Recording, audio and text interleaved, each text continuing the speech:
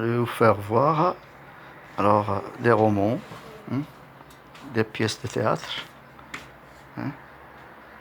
Alors ces romans, ces pièces de théâtre, de différents genres, de différents auteurs.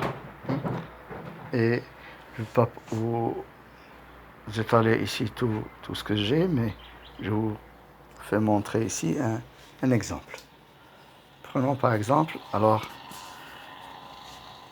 le rhum. Bien sûr, alors on a UNESCO, alors Rhinocéros, Marc Lévy, L'étrange voyage de Monsieur Daldry, Marc Lévy toujours, pour voir. Alors, avec différentes, hein, alors, différentes collections. Pocket, folio, hein, les éditions folio. Alors, le folio, collection folio, folio toujours. Alors, il y a le roman, comme de Michel Tournier. On a beaucoup de Michel Tournier ici. Alors, Michel Tournier, Vendredi ou la vie sauvage. Ça parle de Robinson Crusoe. Alors, le coq de bruyère, le grand môle. Hein. Bien. Alors, les auteurs modernes, comme Dan Brown, dans la collection de livres de poche, par l'auteur de Vinci Code. La peste, hein, d'Albert Camus. Alors, on a ici Papillon et de Bonco, et les oiseaux se cachent pour mourir, de Colin Maguloc. Ça sont des romans qui ont été adaptés au cinéma.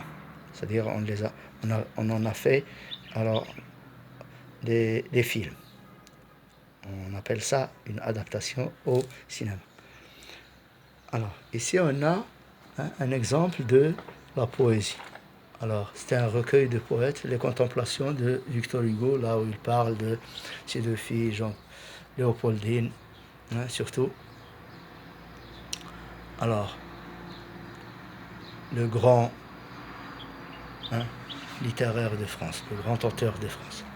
Alors, on a ici des exemples de pièces théâtrales. Chez Sartre, Les Mains Sales, alors Jean-Paul Sartre, Jean Anouilh, Beckett et Jules Romain, Knock. Alors, ici, on a des nouvelles, des contes de Guy de Maupassant avec des nouvelles. Hein. Ça, c'est adapté aux élèves pour adapté aux élèves pour étudier, pour les étudier en classe, surtout au bac, première année de bac, comme le Chevalier double de Théophile Gautier avec la Vénus d'île de Prosper Mérimée. Hein. Alors des œuvres avec l'œuvre et analyse. Ici le mariage de Loti. Alors ça datait de notre époque quand on était au collège, au lycée. Hein. Alors oui, on a même ici le cachet de la bibliothèque. Mais moi je l'ai acheté sur le trottoir des vieux livres. Alors, ça c'est des romans, des histoires qui sont adaptées aussi, hein, qui ont été réduites. C'est pas le texte original, alors c'est pas le texte intégral, mais il y a une adaptation aux élèves. Donc ici on a, hein, si vous voulez, une petite exposition. Je ne peux pas vous exposer tout. Alors j'ai, par exemple, ici, d'autres manuels de grammaire, et j'ai une autre bibliothèque là-bas, dans une autre chambre, qui contient un tas de romans. Alors, ça, je veux seulement pas tout étaler, mais je veux vous montrer. Alors, je ne vais pas vous montrer ce que j'ai, je vais vous donner un exemple sur ce que vous pouvez faire. Alors, l'utilité du livre. Le livre, il doit toujours être à la portée de votre main. Ici, on a la littérature maghrébine, les auteurs Mohamed Dib, La Grande Maison et L'incendie, deux romans. C'est un auteur algérien, hein, ce qu'on appelle la littérature maghrébine, l'expression française. Hein. On a aussi des Marocains, on a Kbil Khatibi, on a Mohamed Choukri, on a. Hein. Alors, on a d'autres, on a même des femmes, Assia Jabbar, hein, qui a écrit Les Alouettes Naïves. On a alors pas mal d'auteurs marocains comme Ahmed Sfrioui qui a écrit La boîte à merveilles et on l'étudie au bac. Donc, alors, ici,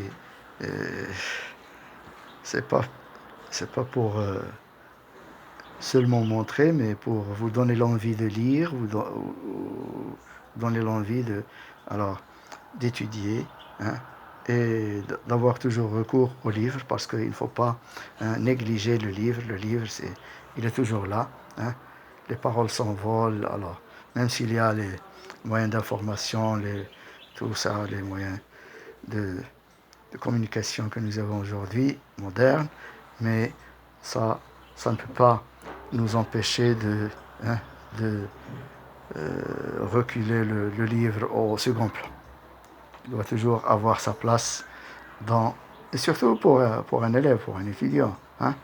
Alors, c'est toujours très important, très valorisant.